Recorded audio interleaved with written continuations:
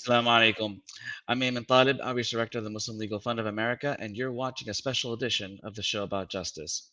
Tonight's special guest is Charles Swift. Charlie is the director of the Constitutional Law Center for Muslims in America, and we'll be talking about elections and litigation. A little background on Mr. Swift. He's a former U.S. Navy officer and was part of the Judge Advocate General Corps. After winning the precedent setting case of Hamdan versus Rumsfeld in the Supreme Court, he retired from the Navy and opened his own private practice in Seattle, Washington. During his private practice years, the White House continued to call Charlie for counsel, and he was a visiting professor at the Emory School of Law in Atlanta.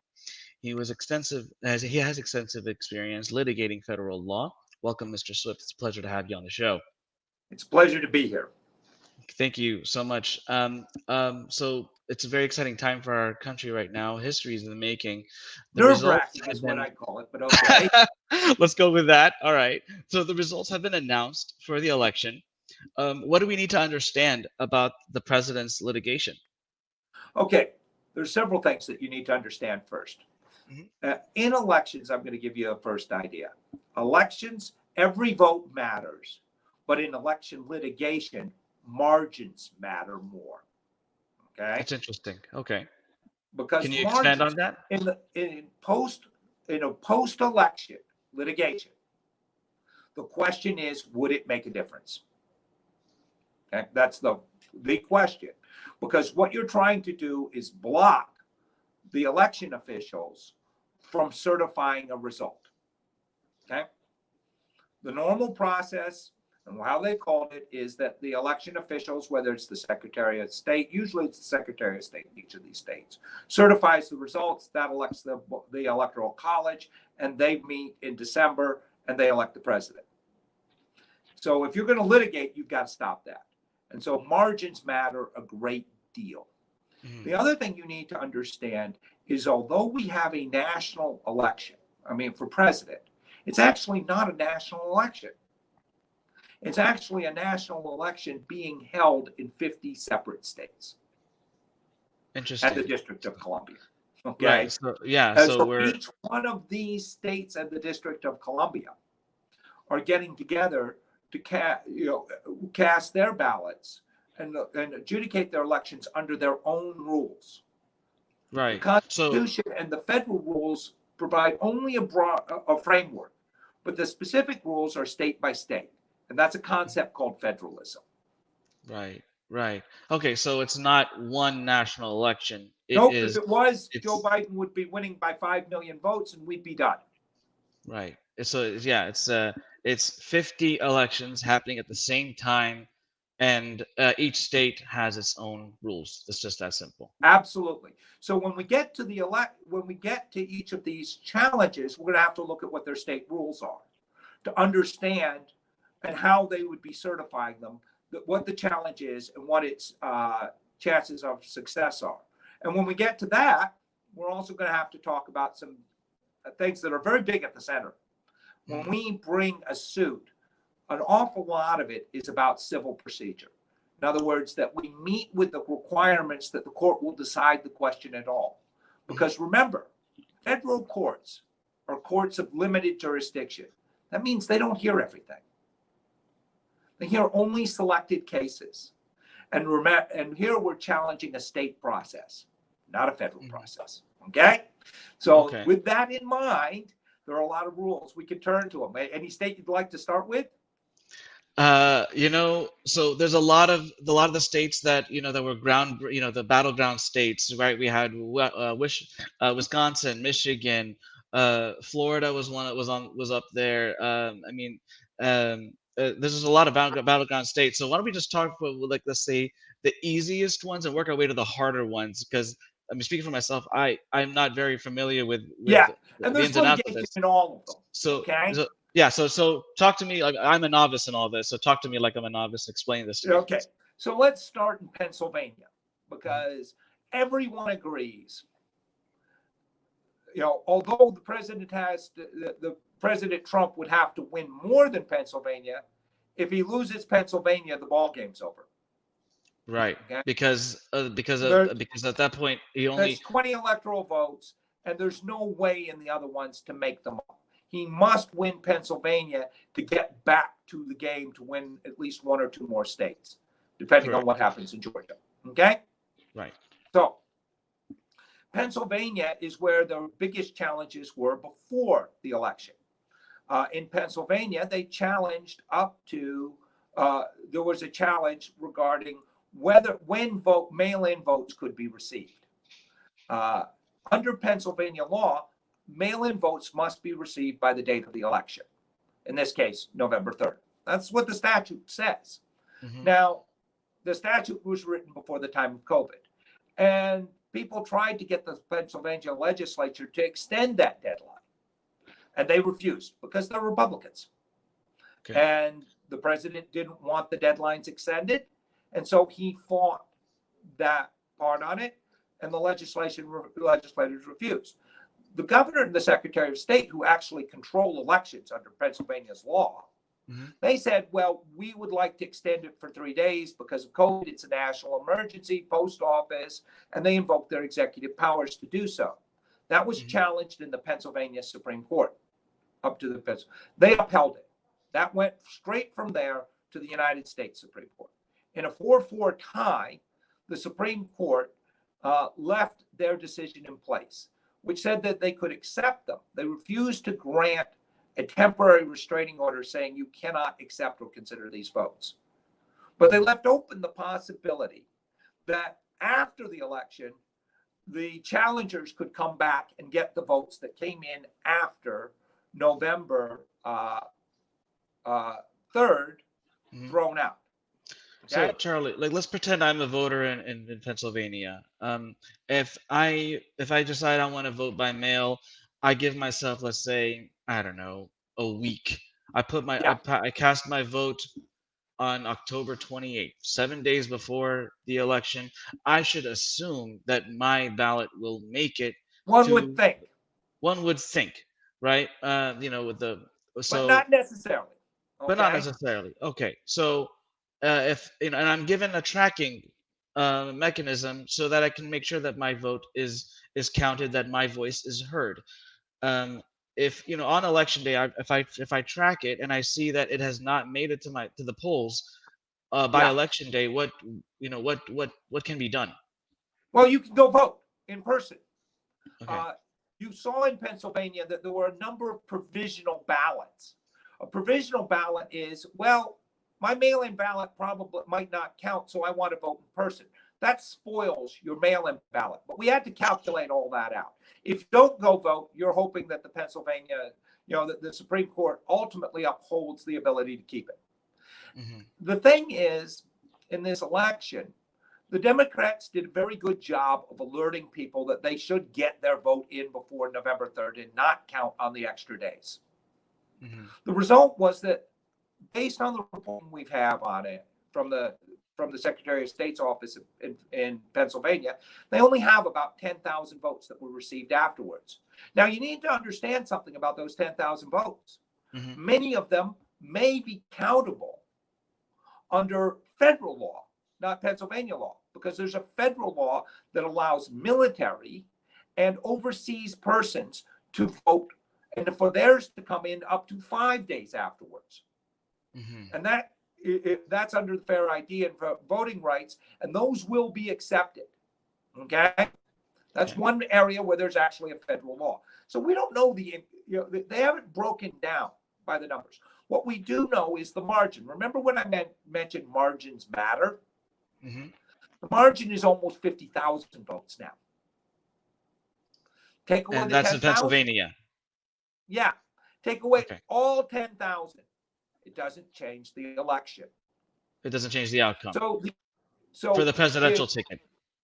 Right. So the problem for the president's lawyers is they have to convince a court that this issue is not moot. Mm-hmm. Who cares? Okay. They have It's to sort prove of that like it's relevant. arguing. It's sort of like arguing over whether you can kick an extra point after the time is run out when you're already up by 2 touchdowns. Right. Okay. Does it really matter? For the historical scorecard, possibly, but for the outcome of the game, No. No. So Right. unless you have money on it, it doesn't matter. And Mm-hmm. courts don't take up cases that don't matter. If the issue no longer matters, it's said to be moot. This is the biggest procedural hurdle. So to try and get over this hurdle, they are now alleging a different theory. Okay. That theory is that mail-in votes are subject to different identity criteria than in-person voting. And in person, I hand over an ID.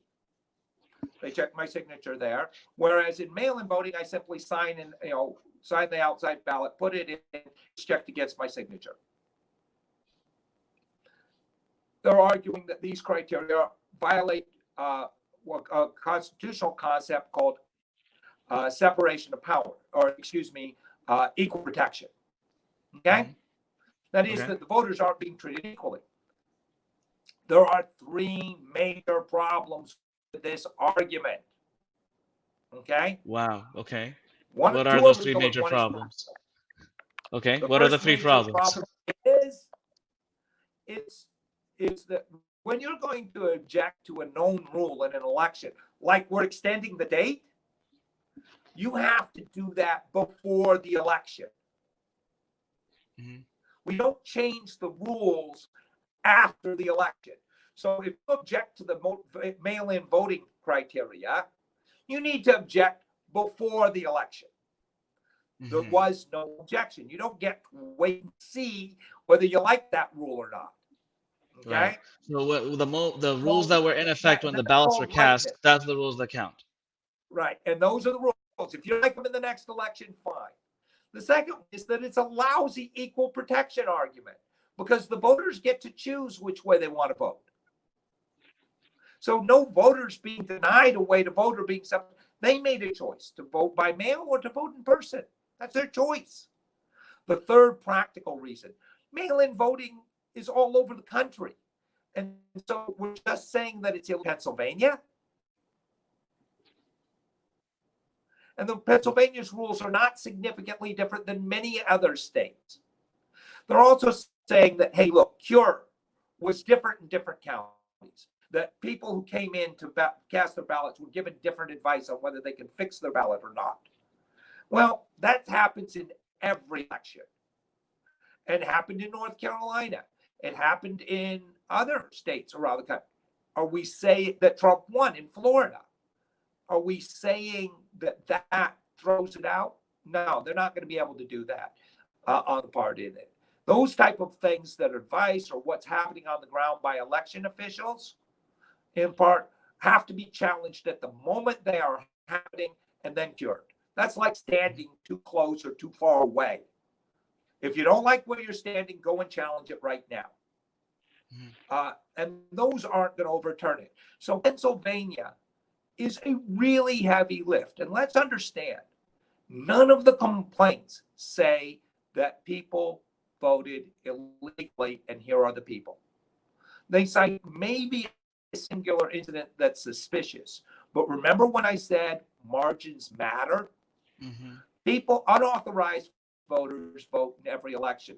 Republicans refer to this as fraud. What we refer to it as overvote or part of it. The people aren't necessarily fraudulent. They may think they have the right to vote. They may vote in some part on it. There are, ballots that are questionable get set to the side. The question is, does it matter now? For the individual voter, it matters. Every vote matters. Okay? Okay. But for the election, margins matter. And that's why Pennsylvania is going nowhere in in fact, every commentator I've read. And the margin also matters because President Trump has no ability to get a recount in Pennsylvania because of the margins. Mm-hmm. This baby's over. He'd have to actually prove fraud. So he has an incredibly heavy lift. Mm-hmm. Incredible. And I think we should know, that there is a real chance that they will try to appeal the federal judge's decision. which probably we will get on Thursday or Friday of this week. He's scheduled a scheduling conference for today, and then we'll hear the arguments and all of that sort of thing. But I would be shocked if this went President Trump's way. In part of it, to even get to the ideas of recounts. So let's talk about another state, shall we? Arizona. Yes. Yeah, I was going to mention Arizona that. actually is the closest state out there if we go look right now. Mm-hmm. Georgia has quietly gotten up to 14,000 votes between Biden and Trump. Mm-hmm. Arizona has quietly slid down to 12,000. Why are we not talking about Arizona? Why aren't we talking about Arizona? Let's, this seems like the theme of this whole educational lecture is margins matter. So if Arizona has gone down, it's gotten closer and closer. Why aren't we talking about Arizona? There you go. That's a great question. Why aren't they challenging things in Arizona? Because Arizona is a Western state. And the Western states and how they pass laws made after the 2000 election, made things very, very, very, I say again, very clear. And they're a long time mail-in ballot state. This is a state where Republicans vote by mail. They've been doing it for years. They're also early voting. Arizona is difficult to get registered to vote and easy to vote once you're registered. Okay, they have lots of ways to do it. Okay, well, if you understand the part on this, and we can argue some of whether Native Americans are disenfranchised because you have to have an address, not a post office box. But for the purpose of selection, or for the purpose of this, where we are at is Arizona has very, very, very strong rules. They also have although it's an incredibly Republican state that's going blue, they have a Secretary of State who's a Democrat. Now, you would think they just announced in Georgia a hand recount and they're roughly the same size. Why is there no recount in Arizona? The reason is Arizona law only allows a recount under very specific circumstances. Okay? Okay. And that is when the vote is less than 0.1%. And Biden's so it's not even a figure. It's a percentage. The margin is a percentage. It's not even a figure. Right. It's 0.1%. In this case, that would be about 4,000 votes, 3,500. That's very narrow. Doesn't matter. Arizona may take forever to count their votes, but they count them very carefully. You keep mentioning, Charlie, that hand counted. But you keep mentioning hand counting. When I cast my vote, it went into a machine. Done. Right. Most things are machine. And that's hand count is in Georgia. And we'll talk about that in just a second. Because remember I said that there were 50 different elections? They're being run under different rules. Okay. Seriously. I'm with you.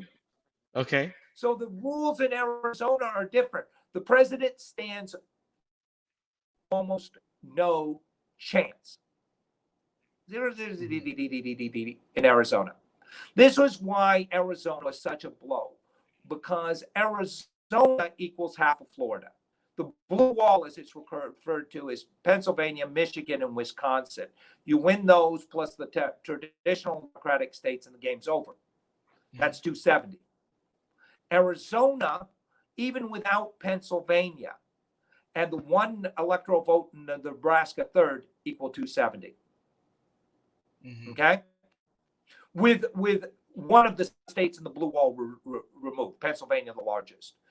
Arizona is crushing out there because even if Trump won somehow Pennsylvania, he'd also have to win Arizona. And Arizona offers no part. And let's remember something. Arizona's the state that he was behind. So he can't challenge mail-in voting. If he challenges mail-in voting in Arizona, he loses. Right. Arizona is huge in this, and it really affects their litigation strategy, which means, and by the way, Georgia's just bonus. Okay? Okay. Georgia is incredibly close, and under their laws, the Secretary of State had the discretion to send this to what's called a hand recount. Georgia is not a long-term mail-in voting state. It's not an early voting state. That's why it took so long. Mm-hmm. Okay? In this part. And so they are going to recount and recanvass. That is, check how the machines are working. We count the votes. Then we go look at the machine and see, did it change it? Was the machine functioning properly? Normally, you do that in a small percentage of precincts. Because it's so close and because there are so many, it's within the discretion of the Republican who's taking a lot of heat, Secretary of State of Georgia, to order this. We're not going to know the answer of Georgia till about November 20th, another 10 days from now. They're going to work night and day to finish. Okay? It'll be a little faster because all the votes are together in one place, but they're going to have to work like crazy to do this. Why do I say November 20th? Because that's when he has to certify the results. What we know on Georgia is there's no time for litigation. This will be an entire, because we're not going to have anything to challenge for another 10 days. And it's November 9th right now. That's, yeah, it's the, okay? yeah, the Or middle, it's the November middle 10th. of November. Yeah, the 11th. We're- Yeah. Georgia is not, there's not going to be any challenges. What, Trump wants to stop the count?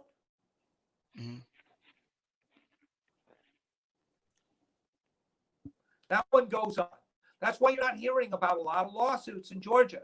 There was one that was quickly dismissed where somebody said the votes came in late. It's clear they had to be there by November 3rd, except for military votes in Georgia.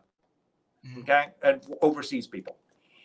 Right. End of story. So now we move up to, so if the president's going to lose Arizona, absent a miracle, and not going to get a recount, and has almost no way to challenge these things in Arizona because he can't challenge mail-in voting.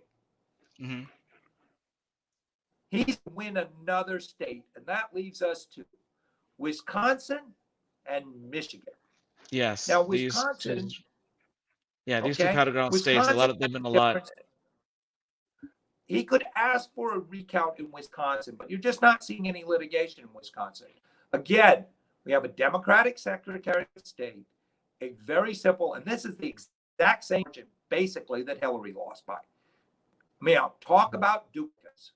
Hillary lost Wisconsin by Hillary Clinton by 20,000. He's losing Wisconsin by 20,000 votes. Jill Stein actually forced a recount there. By the way, the Trump administration has to pay for it. That's $3 million. And they don't seem to want to actually put up the money on the part. So their part, and to get any challenges to the Wisconsin, they have to ask for a recount. They said they would. They haven't done it yet. At least I haven't seen a report of it that they actually put up the money on the part on it. And as the former Republican said, don't bother. Jill, you know what Jill Stein's challenge accomplished in Wisconsin 4 years ago? No, I have no Donald clue. Trump got 124 more votes. Wow. That's what. Okay, so Wisconsin's not really on the board. And the president recently withdrew the loss in Wisconsin. It's not on the board. Okay, so that leaves Michigan. Right. Now in Michigan, we have a different political process that could throw this into chaos. In Michigan, we don't have, the Secretary of State doesn't certify the vote. Instead, a bipartisan commission does. 2 electoral persons on each side. 2 Democrats, 2 Republicans. They all agreed that's the end of the story. And Michigan shouldn't have a story on it. Because Michigan is 140,000 votes. We're talking like 5% here. This ain't close. The Trump administration knew they were losing Michigan. Remember the big thing they pulled all the commercials? Mm-hmm. Their internal polls told them. And this is what they lost it by. Michigan's one of the few places the polls were right. Okay? Polls were not as good in Pennsylvania. And the primary reason in Pennsylvania, and this goes back to that thing in Philadelphia, President-elect Biden got about, I think the numbers are 50 or 60,000 fewer voters in Philadelphia than Hillary did. And Trump got like 20,000 more. So you go, how's he ahead by 50,000? Because Biden did better in the red counties. He didn't lose as bad. And Biden did better in the suburbs. He won by more. Hillary just barely won the suburbs. He won the suburbs by 10%. This isn't on party affiliation. Anyhow, it makes the fraud theory really hard because it doesn't make sense. If you're saying that the fraud is in Philadelphia, how did Biden end up down, from 4 years ago, down by significant numbers? Mm-hmm. Okay? Doesn't make sense. Right. Well, that makes a lot of sense. But So, going back so to that, the last state on the board, yeah, Michigan. In Michigan. Michigan, they've tried to push truly Cocoa for Cocoa Puffs election scenario. All right. Well, and the margins are so high. They're now claiming basically they watched a movie where Robin Williams was elected president because of a software glitch. Mm-hmm. Okay? So they're saying there was a software glitch. There's no confidence in the end, and it caused 145,000 votes to shift, or 300,000 votes to shift. And they base this on one report, one reporting service. One of the times it sent out the electoral results, sent out like 80,000 Biden votes with no Trump votes. That was immediately corrected. The news media said, say what? And what had happened was the guy had made some, when he's typing them into the website, on his website, made a mistake. It was corrected within 4 minutes. They say that that's what happened, even though the reconnected, and they've got incredible fake data on this. This is about the worst lawsuit, apart. Facts matter. I don't see Michigan actually. It's the only one where you get scared of pure partisanship, because Michigan has a state legislature, and if the two can't agree, it goes into the state legislature, and you would have the blinding. But Michigan, of course, would only matter if you won Arizona and you won Georgia. Right. The game on the part. This is why people say this is a futile effort. Donald Trump is actually down 100,000 votes more than Hillary was 4 years ago.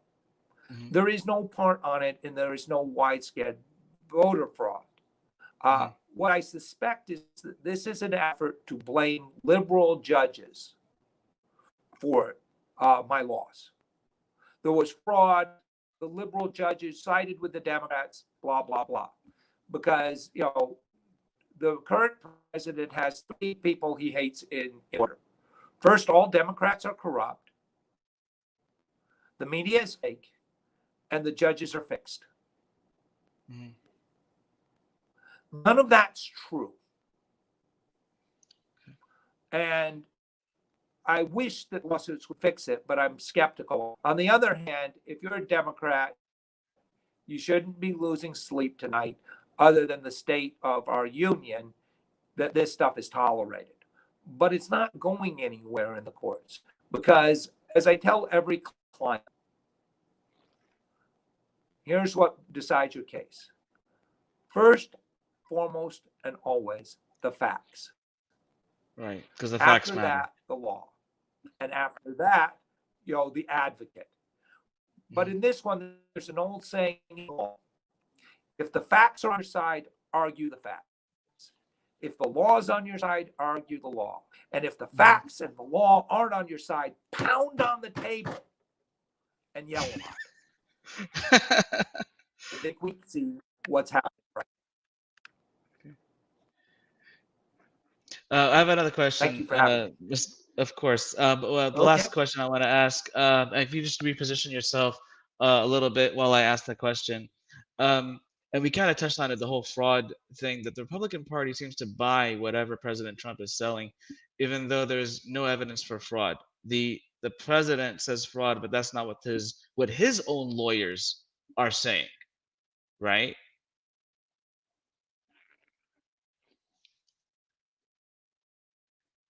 Oh, I think we lost them. Okay. Well, brothers and sisters, thank you so much for tuning in. Um, this was very educational for me, and I hope it was just as educational for you. We had that was Mr. Charles Swift, the director of the Constitutional Law Center for Muslims in America. I hope you enjoyed it. Don't forget to do tune in next week, inshallah, when we have our regular show on Tuesday, November 17th, 5 p.m. Central. This is the show about justice. I'm Ayman Taleb. Thank you for tuning in. Don't forget to share this video and give your feedback. Have a good evening and Assalamu alaikum wa rahmatullahi wa barakatuh.